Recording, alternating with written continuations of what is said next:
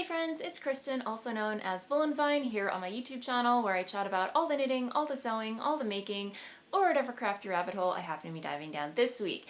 And as always, I'm so happy to have you here. You can also find me on Instagram and pretty much everywhere else on the interwebs as Voolenvine. And this week's episode is all about sewing, because as I mentioned last week, I am going to start mixing things up here on my YouTube channel where I'll be putting out bi-weekly knitting episodes and bi-weekly sewing episodes. So as opposed to talking about all of it in one long episode, I'm just going to split things up a little bit, making my editing job a little bit easier and being more considerate of your time, and hopefully it will all work out. But so far I've been getting great feedback about my last episode and all the changes that I've been making up on the channel, so that makes me so happy. So if you're down for that, grab a cup of something, gather around, and let's get into things. But before I get ahead of myself, I want to quickly mention our year-long make-along, the History Mall, where we are all endeavoring to make all things historical. So if you are into sewing, into knitting, weaving, embroidery, whatever your craft is, you're welcome to join. It's a year-long make-along, so it can be historically inspired, historically accurate, as long as you can convince me that it's related to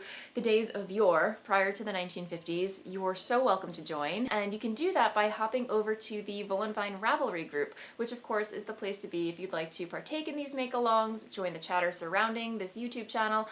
Of course, you can always do that in the comments below. Whatever you prefer is totally fine by me. But definitely do check out that thread in Ravelry because it is very inspiring. Lots of great projects happening in there, inspiration, projects, and yeah, it's wonderful. Last but not least, this episode is indeed sponsored by Skillshare, which is an online learning community platform where you can learn pretty much anything. I use it all the time for honing my photography skills, learning programs like Premiere, which is what I'm currently editing this episode on. It's also wonderful for learning new creative skills, writing skills, social media skills, you name it. If you want to learn it, 9 out of 10, it's on Skillshare. And if that's something that interests you, click on the link in the description box below and you will get to enjoy 2 months free to try their platform. And I think that is a pretty sweet deal. So thank you so much, Skillshare, and let's get on with the show. My friends, we have a finished object. I finished the Peaky Blinder hat. It is done, it is done. I finished this yesterday. I pretty much took the morning off just to finish it, and I'm not gonna lie, this was no picnic. Again, this is the Tailor hat, a pattern by Elsewhen Millinery on Etsy. And yeah, it's a PDF pattern that you can purchase and download from Etsy. She has a whole wide range of vintage style hat patterns that you can choose from. And this was my very first hat that I ever sewed. And I'm not gonna lie, it was not a picnic. This was no walk in the park. This was actually quite a labor of love, blood, sweat, and tears. I don't know why. It shouldn't have been. So the fabric is 100% wool. Of course, I purchased it from fabric.com, and yeah, it's, you know, really, really nice, high quality fabric. And then for the visor, I actually harvested the duckbill from a baseball cap, just a cheap baseball cap that I purchased from Amazon. I ripped off the fabric and then just cut the bill to the pattern size. That went a lot more smoothly than I anticipated, so that was a win. As I mentioned in previous episodes, I hit a wall with the lining. So first time I had this really beautiful, gorgeous, kind of like grayish mushroom colored sateen that I wanted to use. Cut out all the pieces, which was fiddly in itself because sateen is very shifty. So what happened with that was I was adhering the interfacing using an iron, but of course I ruined a couple of pieces, ran out of fabric, so I had backup fabric. Lo and behold, Murphy's Law, I ran out of interfacing. So, had to order some more fabric for the lining, which finally came last week. And so for the lining, I used 100% China silk, again, purchased from fabric.com, and it's just really, you know, just adds that extra to it. I don't know, I can't explain it, but again, I made this for Dennis, so it's part of his birthday present. I wanted this hat to be a little extra, you know, because why not? So the fabric came and more interfacing came, and I cut out my pieces again, and I ironed on the interfacing to the pattern pieces, but then I realized silk and interfacing don't really go hand in hand. Again, you live and you learn. So had to cut out the pattern pieces again, stitch it all together, and then for some reason the lining did not fit well within the outer shell. So that required a lot of finagling, sitting there pinning and fitting and just making sure everything lied flat on the inside. Dennis was thankfully a good sport about me trying the unfinished hat on him so I could make sure everything was lying where they need to be. And then, yeah, it was just a lot of just making sure things were lining up. And yeah, you can see I finished it with grosgrain ribbon on the inside. Here you can see it doesn't really lie flush. There are a couple of like gathers in there because I had to make it work eventually, because I got to a point with this hat where I was like, you know what, finished is better than perfect. So you know, and Dennis likes it. He tried it on, it fits him perfectly. And you know, here I think in the back it's a little puckery, so that's because I don't think I whip stitched the grosgrain ribbon correctly, so I might unpick that and redo that, which won't take too long, I don't think. So that won't look as janky in the back, but in the front I think it just looks wonderful. Yeah, so, you know, for a first hat pattern, I'm very pleased with the way it turned out. And, you know, it even has little pockets in here where you can stick razor blades if need be, or some other snacks. I don't know. I'm very, very happy. I mean, I'm not over the moon about it, but I'm satisfied with the way it turned out. And the fact that he likes it wins. So I'm hoping to get some photos of it either today or over the weekend. It's a really sunny day out, so I don't know if today's the best day to get photos, but fret not, I shall get photos and share them anon, as Bernadette Banner says. But anyway, so that is my tailor hat, or Dennis's tailor hat, so to speak. But you guys, I am totally all about this button right here. It makes me so happy. This is a covered button, so in order to make that, I purchased a kit from Amazon. I think it was like Dritz. I'll post a link to it in the show notes below, but it was actually really fun to make. It's a really cute little kit. It comes with a little pattern cutout, so you cut out your circle and then, you know, use a little kit thing and punch it in. It's very cathartic. I enjoyed it, and I highly recommend, if you've never tried making a covered button, try making one because they are fun. Now I want to make all the covered buttons. Anyway, I digress. Next up is another work in progress that's not quite something to write home about, but I am very pleased with certain elements so far, and that is this vintage Butterick pattern, number 3778. And this was published back in 1986.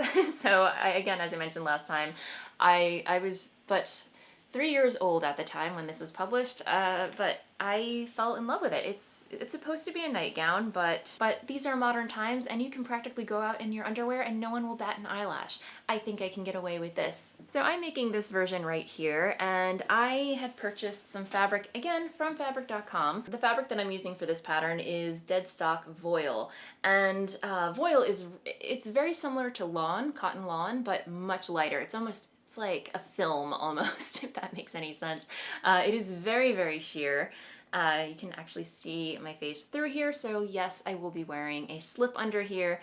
Fret not. And if you're wondering what the deadstock part of the fabric name is, I was confused about that as well until I looked it up. And deadstock is actually fabric that is left over from high-end fashion houses or, you know, designers, well-known designers, and they actually don't tack on the name of the fashion designer because I don't think that they'd be able to sell it. Apparently when a designer label orders more fabric than they use, instead of throwing it out, places like fabric.com buy it up and sell it at a discounted price. So I think that's a huge win. And again, I will link to this below. I think fabric.com is sold out of this, but I will link to it below anyway in case you want to look up something similar. So right now I only have the bodice somewhat assembled, I guess, but I think the key feature here are the pin tucks. I am so pleased with the way the pin tucks turned out, and this took a good part of the day. This took me many hours to get the gist of, but finally I found a rhythm to it, and I was able to get them to align correctly, and yeah, really, really pleased with the way they turned out. So that's one side. This is the other side. Can actually see it better if I let you see the transparency through it. So there's that. Hello. And on the wrong side, I've hand stitched the facing in place. I don't know how well you're going to be able to see that either. There you go. So that turned out really well. And I will say I'm very surprised and somewhat delighted by how much hand stitching is involved in this pattern. It's actually pretty challenging, I'm not gonna lie. Hand stitching has really grown on me, so I do find it very relaxing and meditative. I actually chatted about this a little over on my Patreon site, how it just goes to show you how much we've come to rely on fast fashion, and sewing is not a required skill, but back, even in the 80s, you had classes like home ec, and you just kind of learned to sew. Sewing was a basic skill that you acquired. And we just don't do that anymore. So I feel like a lot of the modern Big Five patterns do a lot of hand holding. So they tell you how to do everything step by step, where this kind of assumes that you know how to do a whip stitch or, what have you. So that's really fascinating to me. And at the end of the day, I get a lot of practice out of it, so yay! The pattern also does require bias binding, and I do have store-bought bias binding or bias tape, but I'm not a fan of the pre-made bias tape. I don't know about you guys. I find it to be rather stiff. I probably have to pre-wash it, but I do find it rather stiff, and there is some polyester content in there. So again, not a huge fan of it. So I pulled the trigger, I bit the bullet, and made some of my own bias tape. Yeah, so here it is. I should probably wind it up more neatly, but I made it happen. And I started using this little metal device, which is a bias tape maker. So when you feed your strip of fabric through here, it comes out and it folds in on itself, and then you chase it with the iron. And that's one way to create bias tape. However, I don't like using these. They never work out for me. Sometimes they do, sometimes they don't, but with this fabric, which is very lightweight, I don't know, it really wasn't working out for me. So I found this fabric really responds well to finger pressing, which if you're not familiar with that, it's just using your finger to create a little crease with the fabric. So I folded everything in place and chased my finger carefully. I'm not gonna lie, I did kind of burn myself, but I did fold the fabric in on itself and then chased my finger with the iron, again, very carefully. And then, it was a walk in the park. So, half an hour, I had all this bias tape, and I actually used a pattern piece from the Fifi pajamas, a pattern by Tilly and the Buttons, to cut out my bias strips. So I do know how to make bias tape, where you fold the fabric in on itself and you cut everything using a rotary cutter, but the shape was there, and I just cut it out using scissors and Bob's your uncle. So yay, bias tape is out of the way. I'm all about getting the hard stuff out of the way first, so very pleased that is done. Now all I need to do is assemble the skirt, the ruffle, and the rest of the bodice, and I will have a new dress. Before I move on, let's talk about what I'm wearing, because I completely forgot to talk about that at the top of the episode. I am wearing a handmade dress. Let me stand up so you can see.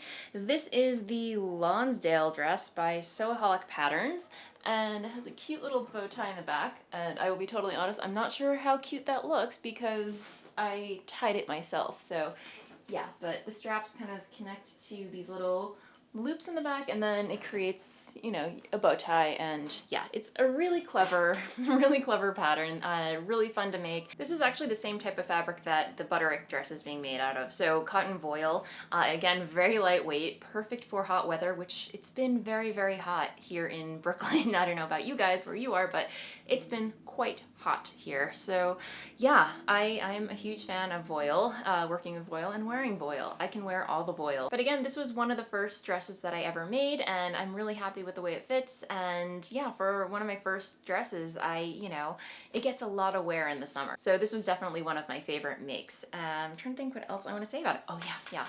The pockets. There are pockets. It's a win. Moving along, let's talk sewing plans. Future sewing plans, I should say.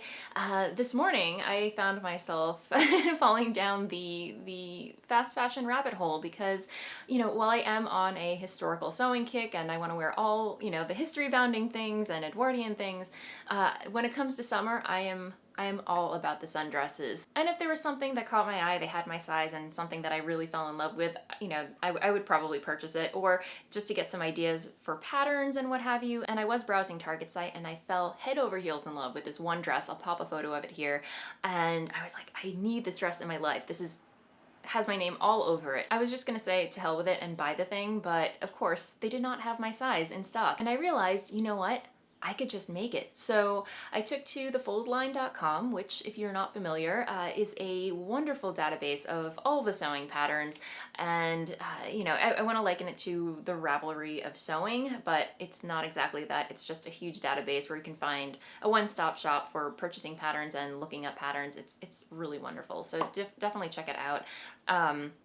So I had a photo of the dress in question, and I just browsed their database looking for patterns with similarities, and I wasn't able to find any dead ringers, but I did stumble on 2 patterns that I realized, okay, if I did a couple of slight modifications and a couple Frankensteining pieces together, I could have a dead ringer. And the 2 patterns that I think are going to make this project work out are the first one being the Sundress. It's actually called the Sundress by the Avid Seamstress.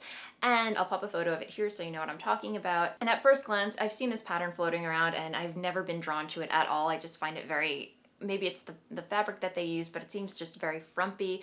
But if you look closely at the neckline, it has that same wide kind of folded over edge and the same width straps. So all I would have to do is get rid of that button band, elongate the straps so they could tie, and shorten the bodice to, you know, kind of like an empire type of waistline. And the second pattern that I'm going to use for the bottom of the dress is a pattern by Style Arc. Come to think of it, I think I actually have this pattern in my stash. I'll have to look that up. But yeah, it's just a simple maxi dress with 3 gathered tiers. So all I would have to do is cut out those rectangles and, you know, sew them together, gather them, and tack them onto the bottom of the sundress. And I think it's completely doable. I'm very, very, very excited about this project, guys. Can you tell? Yeah, so I am planning to vlog about it, and if you follow me over on Patreon, I'll be posting some behind the scenes photos of how I'm, you know, how I'm modifying the pattern and doing all the changes. So if you aren't subscribed to my Patreon site, so just a quick shameless plug over here, if you are not subscribed to my Patreon site, highly recommend that you do, because lots of bonus content happening over there and lots of chatter, and it's just a really fun community where I get to engage with viewers who are just here for all things Voolenvine. So do check that out. And yeah, it's because of them that I am able to produce more than 1 episodes a week. So thank you guys, you are amazing. The fabric that I plan on using is this lovely, lovely fabric from Atelier Brunette. They're a French fabric company that I purchased from an American Etsy store. Can't remember the name of it, but again, I will link down to it below. It's this beautiful kind of burnt umber, I want to say, like orange rust shade. A little bit out of my comfort zone, but I think it suits my complexion very nicely. And it's not as mauve as the one on the Target site, but I think it's in the same shade family as far as tonality is concerned, if that makes any sense. Either way, I think it's a really great contender. It has a really nice drape to it, and it's very similar in texture. So that's what I'm going to go with, and of course I will be making a muslin first because there is going to be some modifying and hacking happening. I don't want to chomp into this beautiful fabric before I take the hacked version for a test drive first, so fret not. So yeah, those are my sewing plans, and I'm terrible. I know I should finish my my Voile 1986 nightgown first, but I'm very, very excited about this project. I might table that project and work on this one because I want to have it done by next weekend, because Dennis and I are actually going up to Cape Cod next weekend for his birthday. Don't worry, it's just going to be us at the house. His parents were up there this past weekend, so it'll just be us, so we don't have to worry about, you know, exposing anyone to coronavirus or getting exposed. We'll pretty much be quarantining up there together, you know, for a long weekend, and you know, just escape the city life for a little bit. So that'll be muchly appreciated. So yeah, hopefully, you know, I'm hoping to have this outfit done by then. So yay, I'm so excited, guys. All right, my friends, I believe that is all the sewing content that I have to share with you this week. Thank you so much, as always, for hanging out with me. And if you haven't already and you enjoyed this episode, please feel free to like and subscribe down below. I put out 2 videos for your viewing pleasure every week. Or if you'd like to support this channel, hop on over to my Patreon page where you can enjoy some bonus content. And until the next video, happy knitting, happy sewing, happy making, and I'll see you next time. Bye!